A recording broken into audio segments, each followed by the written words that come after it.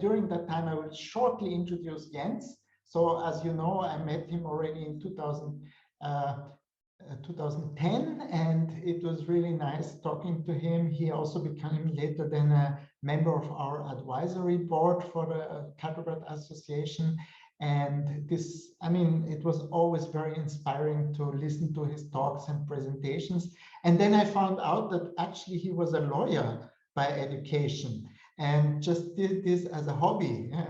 At that time, it was still called BYOB, build your own blocks, right?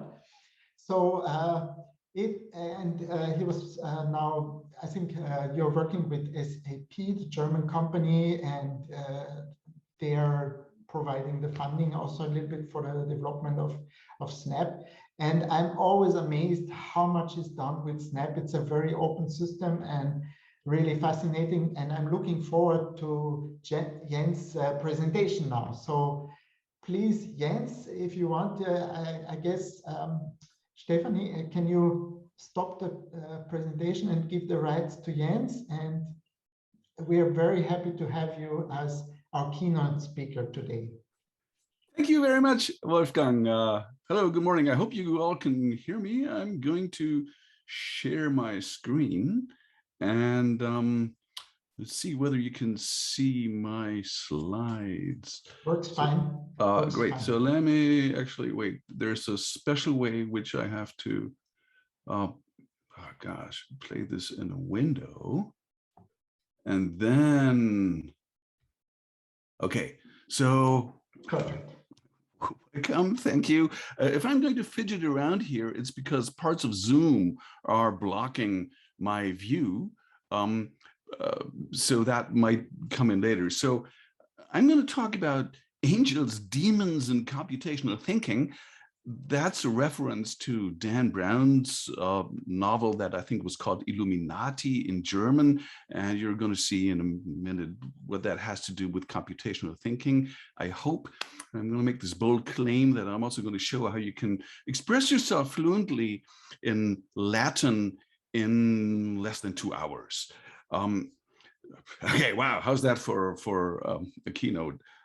So when we talk about computational thinking, I really don't know much about it. The first reference I found about computational thinking is in Mindstorms from Seymour Papert towards the end of Mindstorms, where he talks about Samba schools. He more or less in passing mentions computational thinking as something that could be integrated into everyday life. And he doesn't define it much as McCarthy and Minsky did not define what artificial intelligence is when they made the Dartmouth proposal. But if you know Mindstorms, it really is about learning to program in Logo and coming from very concrete activities like 20 things to do with the computer from Cynthia Solomon, and then to transfer this methodology elsewhere to become a thinker about thinking and to learn about learning. So this is very much a kind of the vision that Papert had. And then kind of 26 years after, there's of course, the groundbreaking call to arms, the rally call from Jeanette Wing, where she also talks about computational thinking, and she gives the first shot at defining it or at finding out what it could be. And so she mentions it's more than programming, but apparently less than all of computer science, and says it's something like thinking like a computer scientist. And so it's not about programming, but the ideas could be universally applicable. So there is also a kind of transfer, but not so much from the concrete to the abstract, but you take these abstract big ideas and you apply them elsewhere. And if you think about it, transfer, that's kind of the, the philosopher's stone of education. That's the thing everybody wants, and we're not alone with transfer.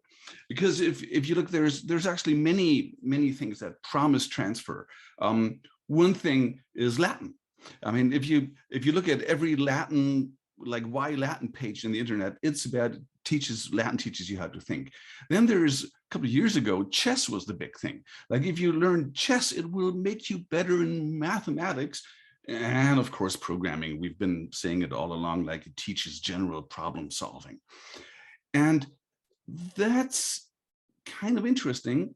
So here's just I wanted to show these websites actually, but just to make it quick, there's Latin, like why study Latin? You know, it sharpens the mind and it enhances problem solving. It leads to better grades, like in any subject. And successful people study Latin, like J.K. Rowling and Mark Zuckerberg, so must be good. There's another one that's an essay by Cheryl Lowe, and I really love that one. Like the most important reason of all is it makes learning anything easier. You learn how to learn, you learn how to think. Kind of sounds like Mindstorms, doesn't it? And there's an interesting explanation. Like she even says, you know, it's of course, because you are what you eat. And likewise, your mind becomes like what you study. And of course, Latin, that's logic, order, discipline, and structure. And it's interesting how they claim, like, you know, research shows that. Apparently there's an ample body of research that shows that Latin makes you better in other subjects. And I was particularly interested in this bullet point. It's apparently a great way to teach about computer programming. Mind you, we're talking about Latin. So here's Latin. Computer science is all about breaking codes, apparently. And Latin is just that. Translating from Latin is like breaking a code, so you can be a computer scientist who breaks code. And by the way, don't learn Python or JavaScript because they won't be the hot languages in a decade, but instead Latin will still be around. And Latin is great because you can't just start a sentence and then kind of think and make it up as you go along.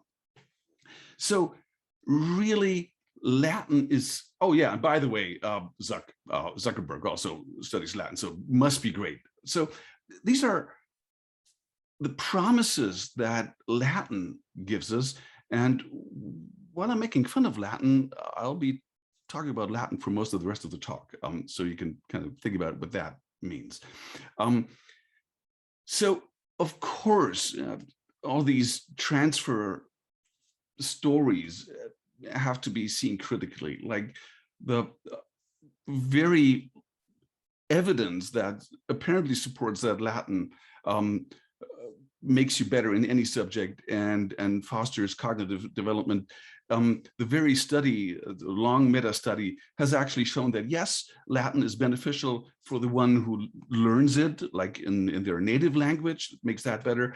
But there is really no evidence that it makes learning any modern foreign language any easier. And there's also no evidence that supports that it has any impact on cognitive development. So likewise, in chess, that was a big thing. The very two researchers, Sala and Gobet, had a stunning kind of meta study where they found out that people who play chess actually perform way better in mathematics. And then when they tried it in reality with two experiments, they couldn't reproduce it. And so they said, well, let's not ditch maths for chess yet. It's actually, you should learn mathematics. And of course, in programming, this has been a bitter debate going back to the Bank School study of P. Kurland Hawkins, that they couldn't find that, you know, learning to program in Logo makes you a better planner. It's not something that is intrinsic to programming. And the bitter debate that has come out of this, I think, has done more to harm the constructionist idea than the study itself. So transfer is this mythological thing. It's almost like a magic thing. And computational thinking is something that we hope will enable our audience to understand the realities around them. And the realities around us are much about technology. And so we hope that by learning to program, by applying computational thinking, our students will be able to tell magical claims, mythological ideas from technology. And so I don't know much about technology. As Wolfgang just mentioned, I'm a lawyer by training, so I know something about magic.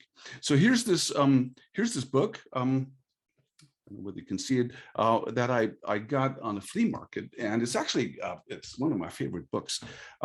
It's a Corpus Juris Civilis, a Roman law book. The edition that I have here is printed in Geneva in 1626, and it has something to say about magic. So there is a chapter about sorcerers, mathematicians, and the like. So it's interesting that mathematicians are at the same level as magicians and sorcerers.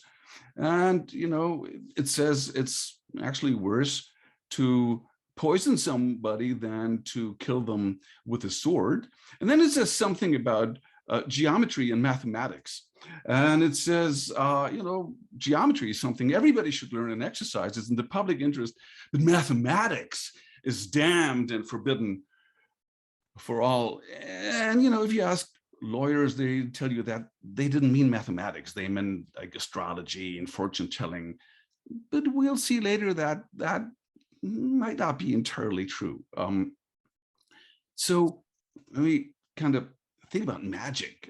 You know, magic was a big thing in Renaissance. People believed they were magicians.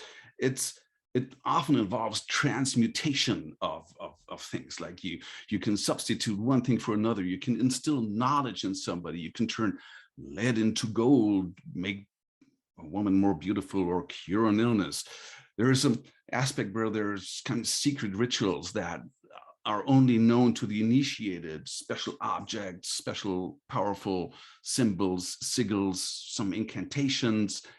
And all of magical thinking really draws on these associations where things that occur together or that resemble each other somehow have a connection. And this is like where this "you are what you eat" also plays a big role. Or there are these associations, like if you want to make strong steel, you dip it into the blood of a strong animal. That's Saint Hildegard.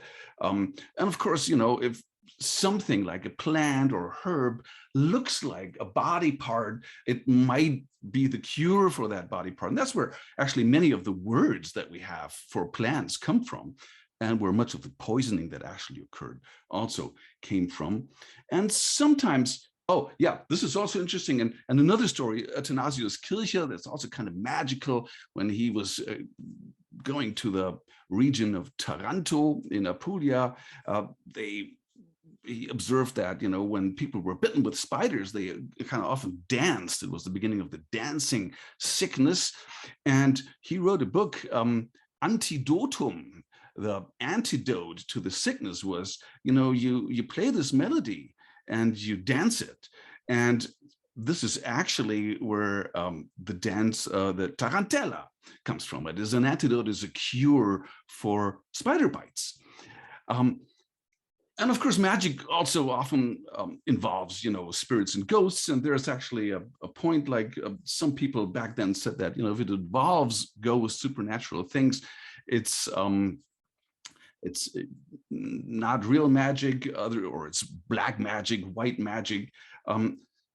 These are the ingredients of magic. And if you compare this, for example, like here, we're also transmuting numbers. This is Leibniz inventing binary numbers.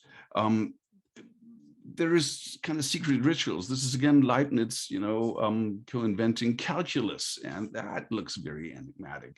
And again, Leibniz combinatorics is kind of very much like associations, and Leibniz even mentions that he got this idea from Ramon Lull, who was an alchemist. And if you've ever tried to find out what a monad is, you certainly believe in ghosts and spirits. So please meet Johannes Trithemius. Around the year 1500, he was born in Trittenheim, then he called himself Trithemius. He studied philosophy in Heidelberg. And 2 years after his studies, he kind of went home to his hometown, got into a snowstorm, and sought refuge in the Sponheim Abbey, which kind of was a quite powerful abbey at the time. And he liked the monks, and he decided, they were Benedictine monks. He decided to stay around. And after a year, the monks elected him abbot, the youngest abbot ever, at the age of 21. And he loved Sponheim.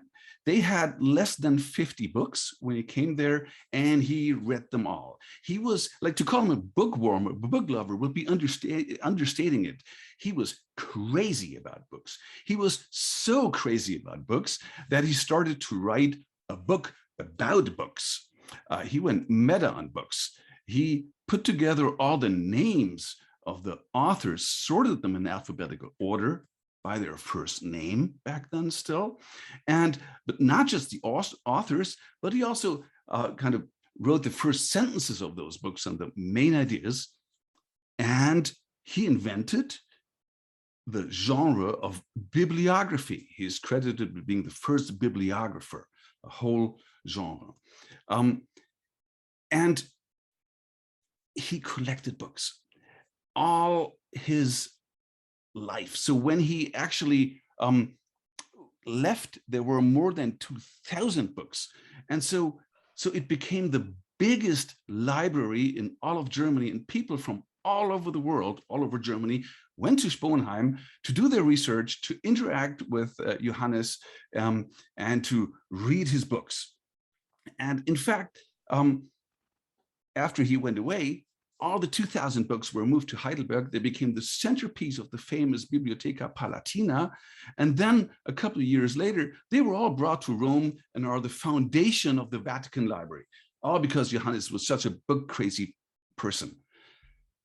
So from Heidelberg, they took all his books, every book that Johannes wrote. He was kind of one of the best-selling authors of the time, and every book he collected except one. And the one book they didn't take was the one that he's notorious for.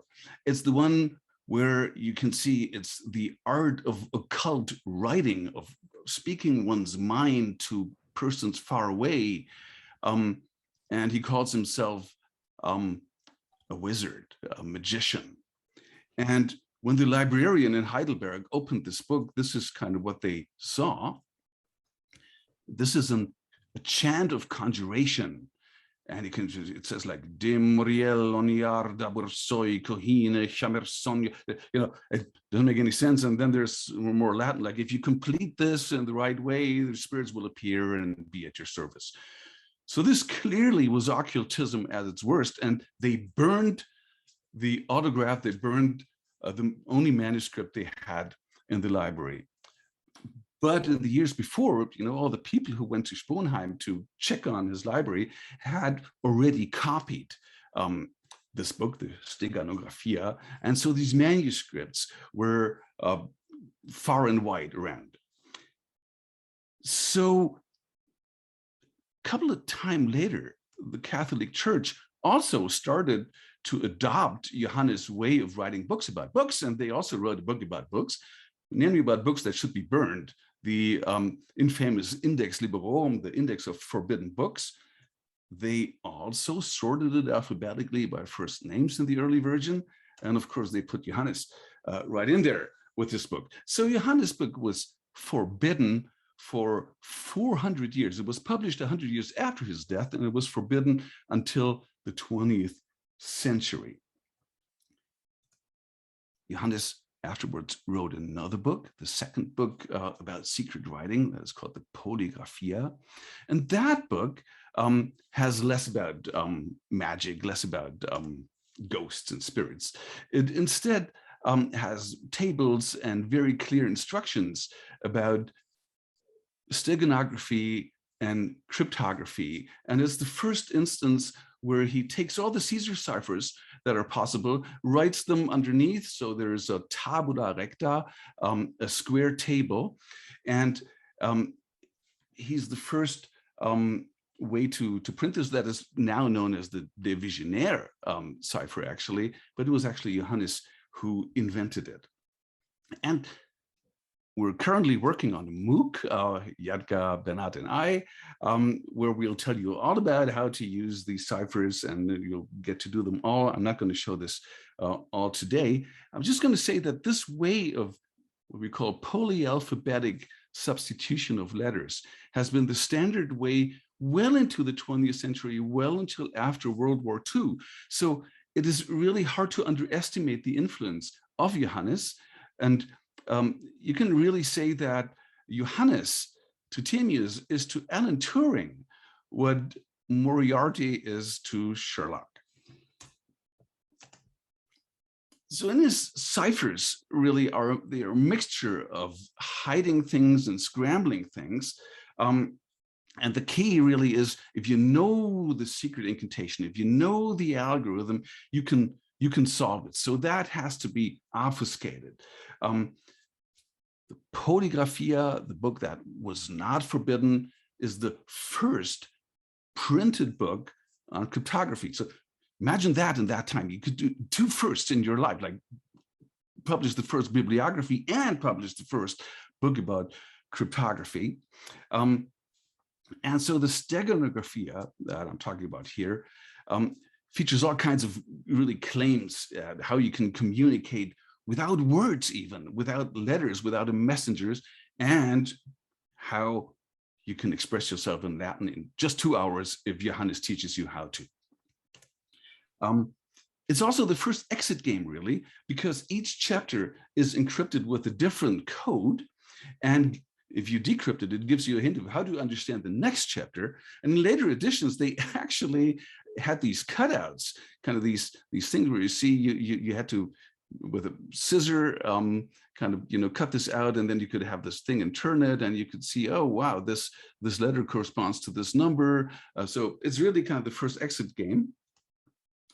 And the third book is unfinished.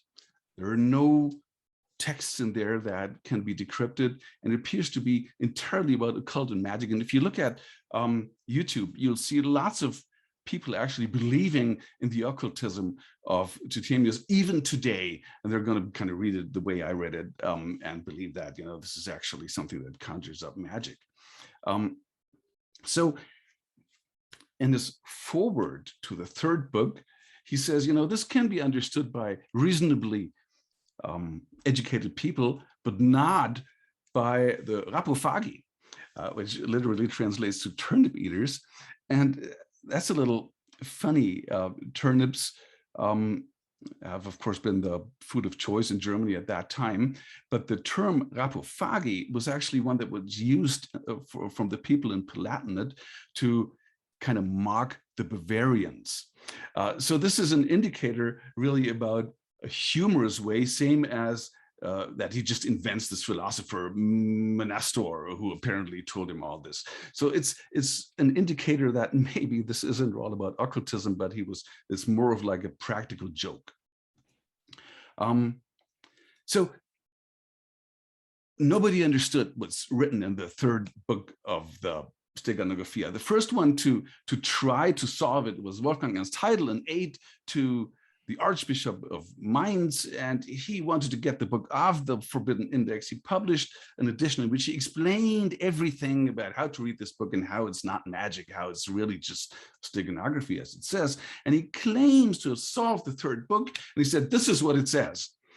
Nobody understood that because he used his own encryption method to say, this is the key. So, of course, what happened is the church also kind of put his book on the index, like, no, you can't, this is not the key. This is also forbidden. And it was there, like, this is even in the 20th century, like you couldn't have Wolfgang's book. Then, only a couple of years ago, like half a millennium later, mathematician Jim Reeds, from AT&T, later NSA, in earlier days, he also was a professor for statistics at Berkeley. He solved the ciphers in the book 3 quite easily, just using frequency analysis. And as he's about to publish it, he found out that Thomas Ernst, another professor, German in Pittsburgh, had solved it 2 years before, but kind of published it in some obscure journal. And Jim's essay really is fantastic. You should all read it. It's really nice. It's a good read. It's a nice exercise to do in class. So 2 years earlier, Thomas Ernst, isn't even not a mathematician, not a computer scientist, a Germanist, also solved the ciphers already. And then as he was solved them, he said, well, let's find out what Wolfgang solved before. And he found out that actually Wolfgang got it right and encoded it. So it has only been since kind of a little over 20 years that the secrets have been known. So let me show you what they did. This is Snap. This is the part of the third book of the steganography that we want to look at. Really, Jim's and Thomas's big thing was that they suspected that the code, the cipher, is not in the garbled stuff that Johannes wrote about angels and demons, but it's about the numbers. And there's actually a clue, because Johannes says that, you know, you can communicate without words and letters. Get it? It's numbers. It's not words and letters. So the hardest part really when you have these old books is transcribing it, getting it into a computer. So I've done that. This is this table. I can import the CSV. And so there's a bunch of numbers, but there's also a bunch of Greek stuff in there. And there's also another like letter alpha here that's somewhere outside. And the first thing that both of them really did was, you know, if you read this from left top to bottom right, it starts with delta, then it goes to beta, and then it goes to gamma. That's not how the alphabet goes. The alphabet goes A, B, C. So the idea was maybe it's really the columns that you have to look at, not the rows. So let's try this. So we can look at the rows maybe. Look at the columns. So now we have the columns. And there's something interesting. If you look now where the beta is actually, this is all the rows are like 30 numbers wide, and the beta is in space 41. So maybe there's a way of you have to break these columns so that all the Greek words appear in one column. So Jim kind of wrote them underneath. We're going to do the same thing, like reshape this table so that it's 41 columns, 6, and now we have all the numbers nicely lined up with the Greek stuff, the far right, and the first 4 columns have these Greek things. And when Thomas looked at these numbers, the same as Jim, he immediately noticed something, that, look at this, 650, 675, there's always 75 almost everywhere. Sometimes not, but most of these are exactly 25 numbers apart. So 25 is kind of an interesting number. So maybe 25, that's awfully close to 26, the alphabet. So maybe this is an alphabet. Let's try to make an alphabet of 25. And that's really a hard part. So now we 25. So we start with A, B, C, D, E, F, G, A, I. Then they didn't have J back then. They did not have K.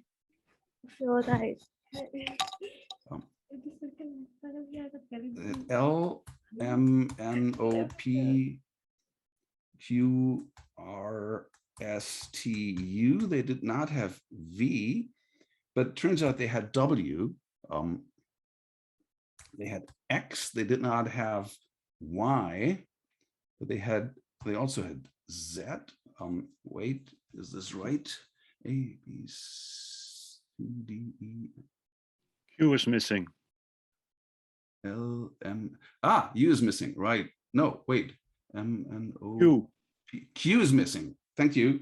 Q, R, S, T, U, V, X, Z.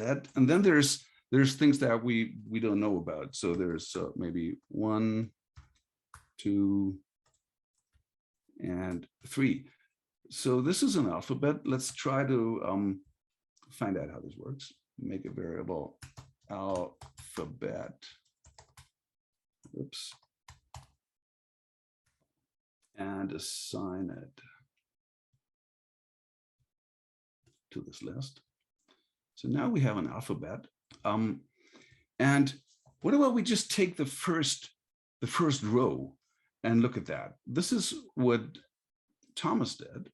Took the first row, and so now this is kind of the first row of numbers in its entirety.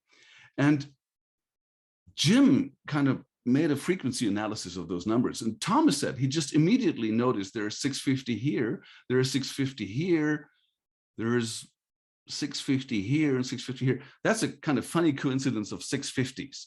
So he was suggesting that maybe this is really just your standard Caesar cipher. Maybe it's just your standard monoalphabetic substitution, where every number just stands for one letter in the alphabet. And maybe 650 is just the most common letter. So the most common letter in Latin is A, the most common letter in German is E. So maybe it is A. So if it is A, we should be able to just shift these numbers so that 650 becomes the first one in our alphabet. So we would be minus 649. So now this would be the first one, but all the other indices are negative. So the other possibility would be that maybe it's the last one, in which case we'd say minus 625. And so now kind of this would be number 25, but then it would have to be the last one. So if it was going to be the last one in the alphabet, maybe the simple way in which Johannes scrambled the alphabet was in which he just reversed it. So let's say the alphabet is just reversed. And now let's try to actually apply this. So now we can map over this. Now we can say, take the item of the number of the alphabet and see what comes out of this.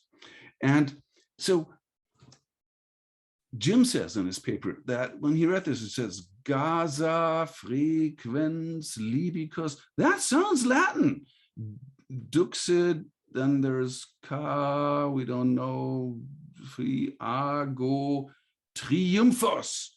So when he read Triumphos, he knew that maybe the occult secret wasn't so hard. There's actually triumph. So this could be Carthago. We can say maybe this is a diphthong. It's TH. Let's try this.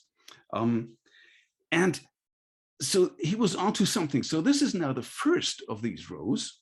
What about the second one? If we take the second one, remember these are all 25 apart.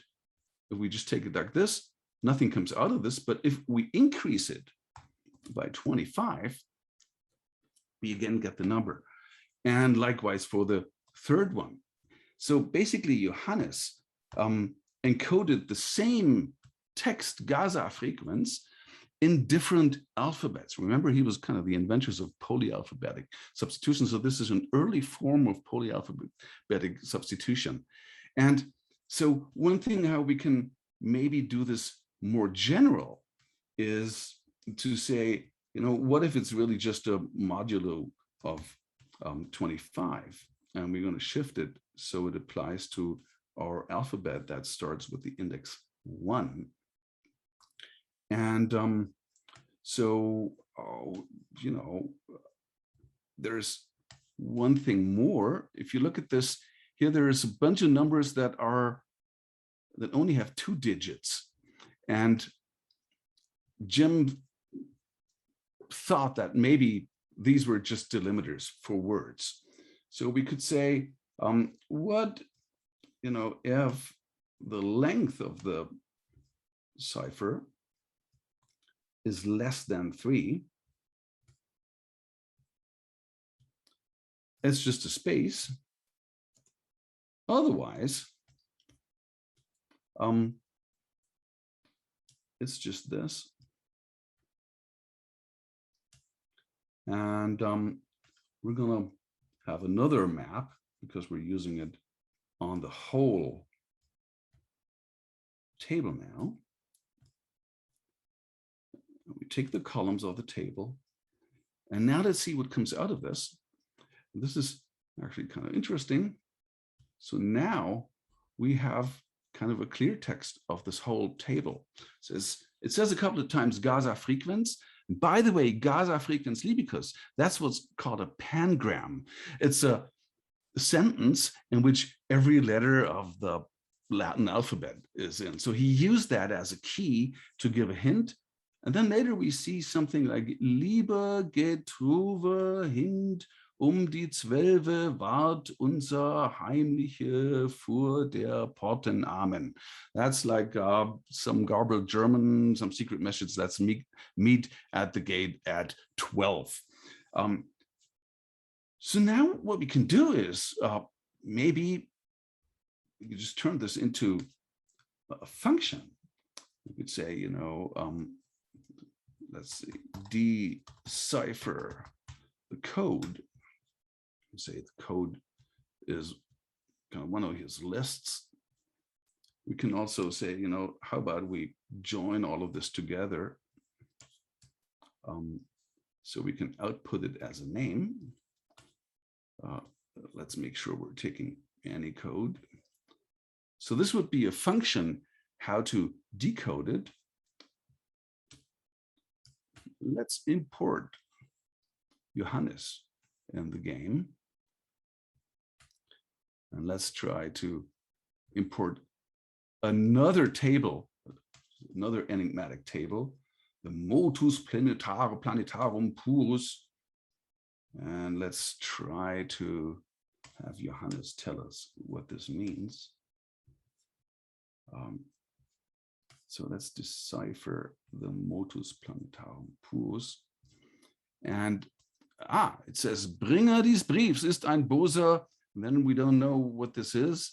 So it turns out that it's another diphthong. It's SCH. So if we complete our alphabet here, it says that the one who brings this letter is a bad guy. Beware of him. And then it sort of breaks off. So it's an example of another secret message. And thus, Jim and Thomas solved a century-old riddle, really. After half a millennium, it took them to finally find out all the secret thing and to actually discover that Johannes Trithemius was not an occult magician, but somebody who was really serious about hiding information in lots of hocus pocus. So why am I telling you this? Renaissance cryptology is really fun, This is something that feels like out of a Dan Brown novel, except that these are actual old texts that you can break with computing. The main difficulty is really transcribing them, getting them in digital form. But once they're there, they're really fun exercises, make for great programming projects, manipulating texts, working with ciphers, with numbers and information. It's a hugely fun and engaging activity. And the great thing is, these people from early Renaissance, they were polymaths. So everything you do really spans a lot of things. You can think about books, about literature, about architecture, art, and honestly, it's a way better use of Latin because it's way easier. This is like it's like the business English of Europeans today. Like they just wrote in order to make themselves understandable. So you'll get more mileage out of your Latin reading these books because that Latin is much more similar kind of to our languages today than if you read the classics. So what about learning Latin in a day? How does it actually work? And remember, Johannes said that he was teaching you how to express yourself fluently in Latin. So let me introduce you to the Hail Mary cipher. That's in the second book that he wrote about secret writing, the first printed book about cryptography. It's a 24-letter alphabet. For each letter, like this is the main part of the book, there are 383 substitution tables. And you take the first letter, the first column, the second letter, the second column. You just pick these words. Before the sixth column, you add suis in, and when you're done, you add amen. And then what comes out of this is actually sentences that make sense in Latin, that are semantically correct. And they look like a prayer, and they're syntactically also correct. So this is what it looks like. It's great thing is you can get all these things off the internet now. So these are the first 8 columns, and yeah, let me actually show you. So here's a Latin sentence. May the glorious Creator inspire eternal joy among his well-wishers. Amen. So this is kind of a prayer. I'm just going to copy this. And let me import I've prepared this project. This is the Hail Mary cipher. This is, here are the kind of 8 columns. And this is how this is the, like it splits it by word. It leaves out the 6th, 7th, and last word, and then it kind of iterates through all the columns and picks whichever letter it is.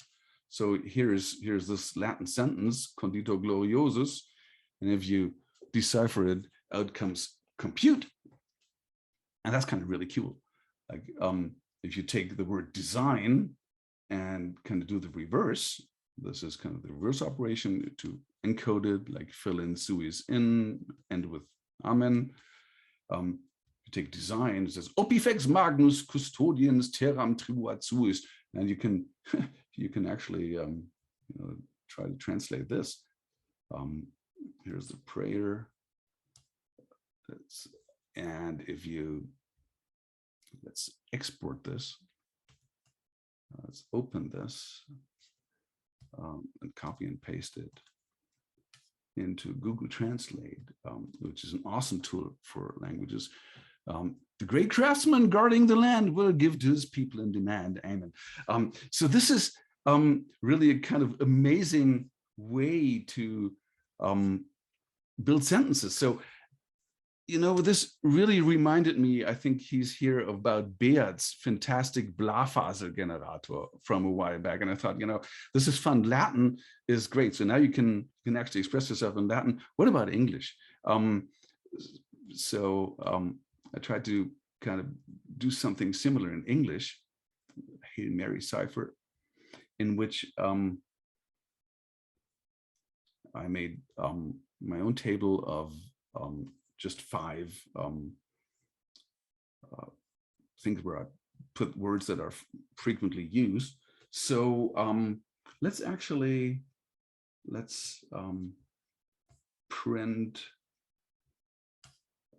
encrypt using Hail Mary a pangram like Franz jagt im komplett verwahrlosten Taxi quer durch Bayern. That's kind of the German equivalent of the Gaza frequenz.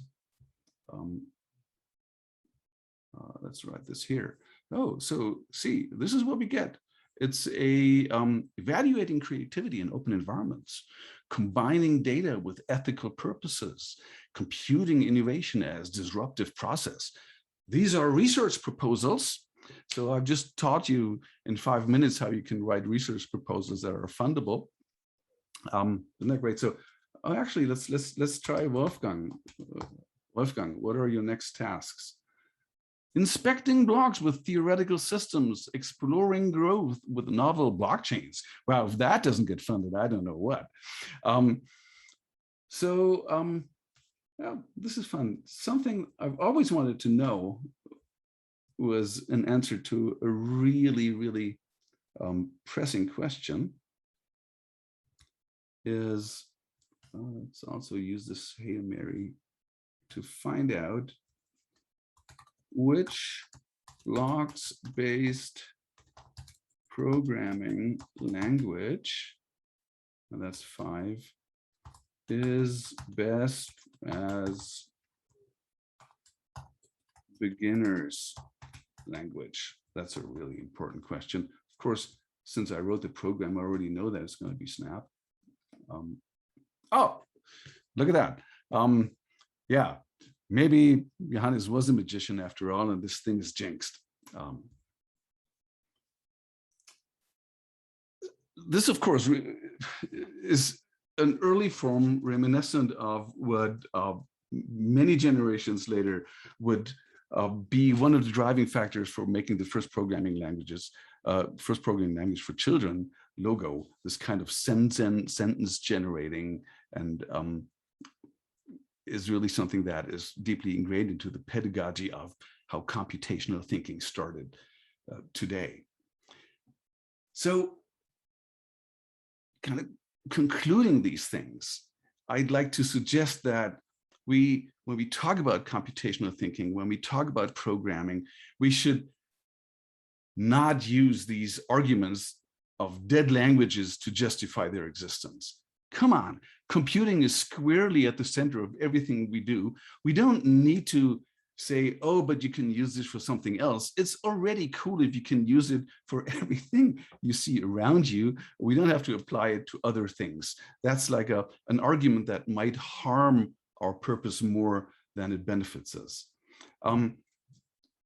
When we're talking about transfer, which seems so elusive and often to happen more in hindsight, it might be a good idea to design our lessons so that we draw very explicit connections from the things that are similar in different subjects, and we repeat them and we make it explicit to students rather than letting them discuss it on their own. I'm having a hard time understanding all the definitions of computational thinking. Sometimes I think it's easier to leave things a little in the mysterious. If a poet talks about love, it's more about that, yes, it exists, without having to actually define all the properties of it. So let's be easy on us. And but by all means, let's all program in history class. Let's all code in music class. Because coming back to the preface of Trithemius, if you look at the history of the half a millennium of this forbidden book, it really is a lesson in failed transfer. Because right at the beginning, Johannes says, no matter what you're going to read here, this is all good. I assure you, there's nothing bad in here. And he directly addresses the censor even and says, I implore you, I'm giving you everything you need to know, like even the how-to book. I implore you to first read it and first learn before you judge. And I think this is as good a motto for the year 1500 as it is for the 21st century. And with this, I close. Thank you very much for your attention, and I'm ready to take a bunch of questions. Thank you. Thank you very much, Jens, for this totally fascinating and inspiring talk. I wasn't expecting anything in this direction, but as always, you fascinated and delivered something really awesome. So I have a bunch of questions, but first I want to ask questions from the audience. I think it's possible to just unmute you if you would like to ask a question, or you can also send, if you don't have a mic or it doesn't work for some reason, please send it to the chat. But yes, I see there's a lot of nice feedback, brilliant talk, bravo, super inspiring. So you get nice feedback already in the chat channel. Are there any questions? Please, don't hesitate. You have now the chance to, I mean, you can also ask Jens probably later in the WonderMe if you want to have a smaller, setting. But I just remember that I think 2 years ago, before the pandemic, we had a visiting professor from Germany, and totally different field from, he was invited by someone else, but we talked, of course, a little bit about our, coding for kids and so on. And he said, this is really interesting. My kids are now in high school and in Germany, and they have to learn programming, but there are no computer science teachers in Germany. And there are lots of teachers who do not have any good job anymore, Latin teachers. So they are now used for teaching programming to children in Germany. Because they are super suited for it, and they don't have anything to do anymore. So let's use them without any need for education for them, of course. Yeah. So that's the reality. One more thing is, in the afternoon today, there will be also a talk from one of our team about security and things that are a little bit reminding me of your talk. Yeah? So yeah. So anyone wants to ask some questions, please? Great chance now, and there are more people who wrote. Nice feedback. Absolutely amazing. So cool.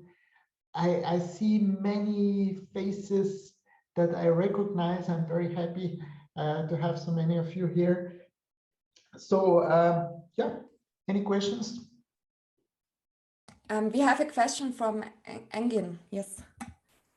Yeah, hi everyone. Hi Jens, thank you so much for this inspiring talk. I wish this would have been on Monday morning, so I would have been inspired for the rest of the week.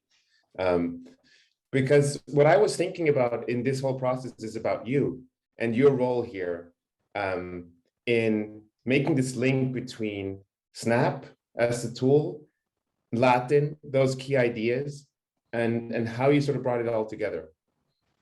I was wondering whether you could talk more about the possible vision of the role that maybe people like us could also play, because it seems like what is a really important point here is this connector role, this person that is not just able to make explicit links to these similar ideas, but recognize them, interpret them also through the lens of the tool, for example, or the conceptual or actual tools that you've provided, and then make that such that this can actually become an experiential adventure in the classroom.